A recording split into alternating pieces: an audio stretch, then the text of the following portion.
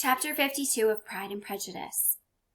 Elizabeth had the satisfaction of receiving an answer to her letter as soon as she possibly could, so probably within a couple of days. She was no sooner in possession of it than hurrying into the little copse, which is like a thicket, where she was least likely to be interrupted, she sat down on one of the benches and prepared to be happy, for the length of the letter convinced her that it did not contain a denial. Grace Church Street, September 6th. My dear niece, I have just received your letter and shall devote this whole morning to answering it, as I foresee that a little writing will not comprise what I have to tell you. I must confess myself surprised by your application. I did not expect it from you. Do not think me angry, however, for I only mean to let you know that I had not imagined such inquiries to be necessary on your side. If you do not choose to understand me, forgive my impertinence. Your uncle is as much surprised as I am, and nothing but the belief of your being a party concerned would have allowed him to act as he has done. So basically the Gardners believe that Lizzie knew about Darcy's role, and had they not believed that the two of them were somehow linked, they wouldn't have let Mr. Darcy interfere as he did. But if you are really innocent and ignorant, I must be more explicit. On the very day of my coming home from Longbourn, your uncle had a most unexpected visitor. Mr. Darcy called, and was shut up with him several hours.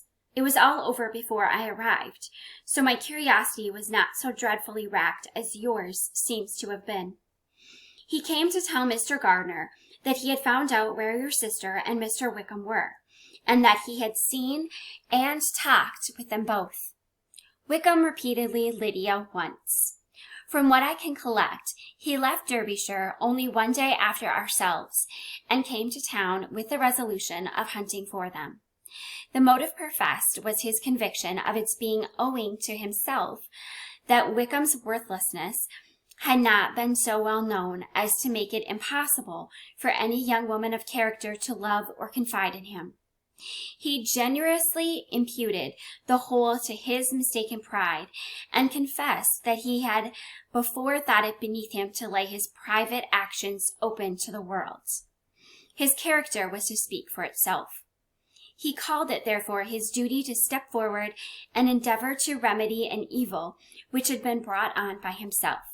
If he had another motive, I am sure it would never disgrace him. So again, implying that perhaps his other motive was Elizabeth. He had been some days in town before he was able to discover them, but he had something to direct his search, which was more than we had, and the consciousness of this was another reason for his resolving to follow us. There is a lady, it seems, a Mrs. Young, who was some time ago governess to Miss Darcy, and was dismissed from her charge on some cause of disapprobation, though he did not say what. So he's still managing to protect his sister in all of this. She then took a large house in Edward Street, and has since maintained herself by letting lodgings, so she allows people to rent from her. This Mrs. Young was, he knew, intimately acquainted with Wickham, and he went to her for intelligence of him as soon as he got to town. But it was 2 or 3 days before he could get from her what he wanted. She would not betray her trust, I suppose, without bribery and corruption, for she really did know where her friend was to be found. Wickham indeed had gone to her on their first arrival in London, and she had been able to receive them into her house. They would have taken up their abode with her. At length, however, our kind friend procured the wished-for direction. They were in Blink Street. He saw Wickham, and afterwards insisted on seeing Lydia. His first object with her, he acknowledged, had been to persuade her to quit her present disgraceful situation and return to her friends as soon as they could be prevailed on to receive her, offering his assistance as far as it would go. But he found Lydia absolutely resolved on remaining where she was. She cared for none of her friends. She wanted no help of his. She would not hear of leaving Wickham. She was sure they should be married some time or other, and it did not much signify when. Since such were her feelings, it only remained, he thought, to secure and expedite a marriage, which, in his very first conversation with Wickham, he easily learned had never been his design. So Wickham never intended to marry Lydia. He confessed himself obliged to leave the regiment on account of some debts of honor which were very pressing, and scrupled not to lay all the ill consequences of Lydia's flight on her own folly alone. So he's leaving because he has gambling debts, and for Lydia, she is being foolish, and he's like, you know what, let the chips kind of fall where they may. He meant to resign his commission immediately, and as to his future situation, he could conjecture very little about it. He must go somewhere, but he did not know where, and he knew he should have nothing to live on. Mr. Darcy asked him why he had not married your sister at once. Though Mr. Bennet was not imagined to be very rich, he would have been able to do something for him, and his situation must have been benefited by marriage. But he found in reply to this question that Wickham still cherished the hope of more effectually making his fortune by marriage in some other country. So he wants to marry some wealthy foreigner. Under such circumstances, however, he was not likely to be proof against the temptation of immediate relief.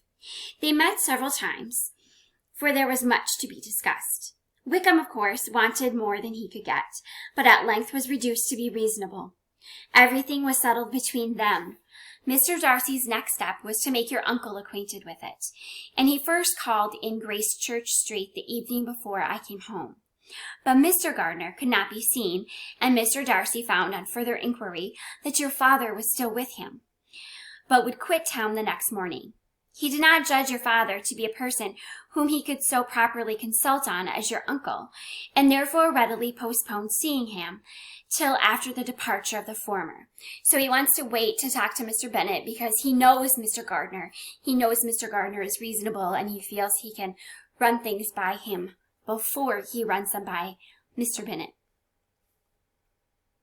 He did not leave his name until the next day. It was only known that a gentleman had called on business.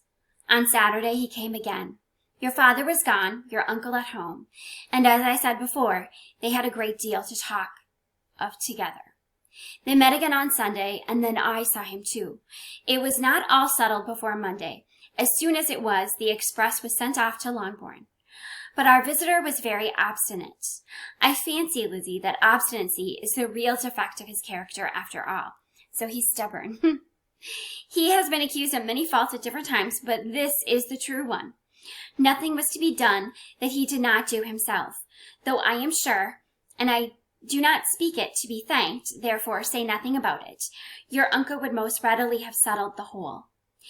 They battled together for a long time, which was more than either the gentleman or lady concerned in it deserved. But at last your uncle was forced to yield, and instead of being allowed to be of use to his niece, was forced to put up with only having the probable credit of it, which went sorely against the grain. So again, Mr. Darcy doesn't want anyone to know he's the one that is financially paying for all of this. He wants Mr. Gardiner to have the credit. And I really believe your letter this morning gave him great pleasure, because it required an explanation that would rob him of his borrowed feathers, so his bragging rights, and give the praise where it was due. But Lizzie, this must go no farther than yourself, or Jane at most.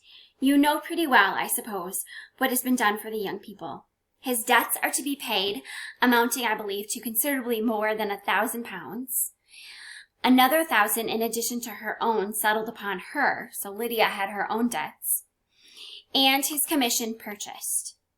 The reason why all this was to be done by him alone was such as I have given above. It was owing to him, to his reserve and want of proper consideration, that Wickham's character had been so misunderstood, and consequently that he had been received and noticed as he was.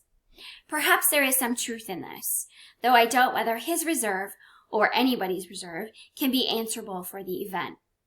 But in spite of all this fine talking, my dear Lizzie, you may rest perfectly assured that your uncle would never have yielded if we had not given him credit for another interest in the affair. So again, they think he's interested in Elizabeth, and so that's why they allowed his interference. When all this was resolved on, he returned again to his friends who were still staying at Pemberley. But it was agreed that he should be in London once more when the wedding took place, and all money matters were then to receive the last finish. I believe I have now told you everything. It is a relation which you tell me is to give you great surprise. I hope at least it will not afford you any displeasure. Lydia came to us, and Wickham had constant admission to the house. He was exactly what I had known what he had been when I knew him in Hertfordshire. But I would not tell you how little I was satisfied with her behavior while she stayed with us, if I had not perceived by Jane's letter last Wednesday that her conduct on coming home was exactly a piece of it, and therefore what I now tell you can give you no fresh pain. I talked to her repeatedly in the most serious manner, representing to her all the wickedness of what she had done, and all the unhappiness she had brought on her family. If she heard me, it was by good luck, for I am sure she did not listen. I was sometimes quite provoked, but then I recollected my dear Elizabeth and Jane, and for their sakes had patience with her. Mr. Darcy was punctual in his return, and, as Lydia informed you, attended the wedding. He dined with us the next day, and was to leave town again on Wednesday or Thursday. Will you be very angry with me, my dear Lizzie, if I take this opportunity of saying, which I was never bold enough to say before, how much I like him? His behavior to us has in every respect been as pleasing as when we were in Derbyshire. His understanding and opinions all please me. He wants nothing but a little more liveliness, and that, if he marries prudently, his wife may teach him. I thought him very sly. He hardly ever mentioned your name, but slyness seems the fashion. Pray forgive me if I have been very presuming, or at least do not punish me so far as to exclude me from P, meaning Pemberley. So she is quite sure that Elizabeth and Darcy are going to end up together. I shall never be quite happy till I have been all round the park. A low phaeton with a nice little pair of ponies would be the very thing. But I must write no more.